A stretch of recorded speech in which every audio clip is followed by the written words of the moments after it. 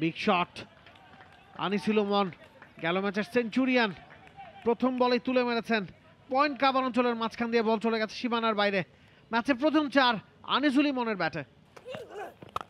এবার full length delivery সজোরে চালিয়েছেন। He is in form, he is in good touch. পরে বল ইনসাইড আউট, বিগ শট তুলে মেরেছেন, বল চলে যাচ্ছে সীমানার দিকে এবং আরো একটা 4-এর মার আনিসুল ইমনের ব্যাটে। বলছিলাম যে বাড়তি দায়িত্ব নিতে হবে তাকে, অভিজ্ঞ ক্রিকেটারদের মধ্যে অনেকেই নাই, সেই কাজটাই এখন পর্যন্ত করে যাচ্ছেন আনিসুল ইমন। 14 বলে পৌঁছে গেছেন 15-তে। টার্নের মুখে খেলে দিয়েছেন, গ্যাপটাও পেয়েছেন, 4টা রান পেয়ে যাবেন। খুব ভালো শট, দুর্দান্ত প্লেসমেন্ট।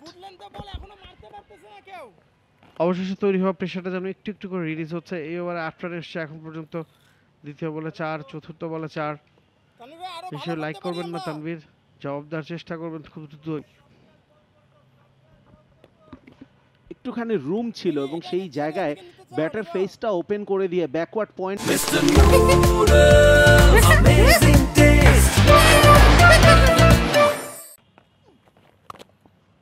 এবারে একটা চমৎকার শট খেলেছেন, গ্যাপটা পেয়ে যাবেন এবং বল চলে যাচ্ছে সীমানার বাইরে। অনেকক্ষণ অপেক্ষা করেছেন এবং শেষ পর্যন্ত একটা ভালো বল পেয়েছেন এবং সেটাকে বাউন্ডারি ছাড়া করে ওভারটা পুষিয়ে নিয়েছেন।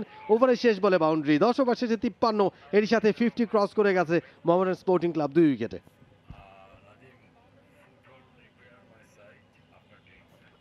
জাস্ট টাইমিং, প্লেসমেন্ট সবকিছুই কিন্তু ছিল। জায়গায় দাঁড়িয়ে খেলেছেন কিন্তু ফুটওয়ার্ক এবং ব্যালেন্সটা লক্ষ্য করেন, সুন্দর ব্যালেন্স রাখতে পেরেছেন। এবারে কিন্তু হাঁটু গেড়ে দারুণ একটা সুইপ শট এবং বল চলে যাচ্ছে সীমানার দিকে আরো একবার। গ্যাপটা তিনি মাথায় এঁকে নিয়েছিলেন আগে, সেটা বোঝাই যাচ্ছে। একেবারে প্ল্যানিং করে বুঝে শুনে শটটা খেলেছেন। হ্যাঁ, বলটা যে খুব একটা ভালো ছিল তা না, ডাউন দ্য লেগই যাচ্ছিল এবং কোনো রিস্ক না নিয়ে কিভাবে সুইপ শটটা খেলতে হয়। এবার সুইপ করেছেন, ব্যাটে বলে হয়েছে এবং গ্যাপটা পেয়ে যাচ্ছেন চমৎকার ভাবে আনিসুল ইমন।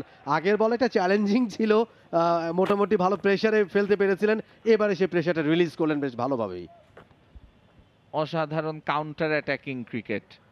এর আগের বলে পরাস্ত হয়েছেন, পরের বলেই দেখেছেন যে না এটা লাইনে আছে, স্লটে আছে, বাক হয়তো বা আগের বলের মতো প্রত্যেকটা বল বাক খাবে না।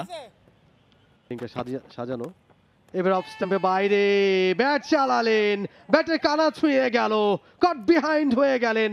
আনিসুল ইমন ভালো খেলছিলেন, যেটা বলছিলাম ঠিকই, কিন্তু মাস্টার স্ট্রোক হয়ে গেল ক্যাপ্টেন আকবর আলীর কাছ থেকে। Change of pace and change of luck, ঠিক সেটাই হলো। চৌধুরী রিজওয়ান এসে উইকেটটা পেয়ে গেলেন।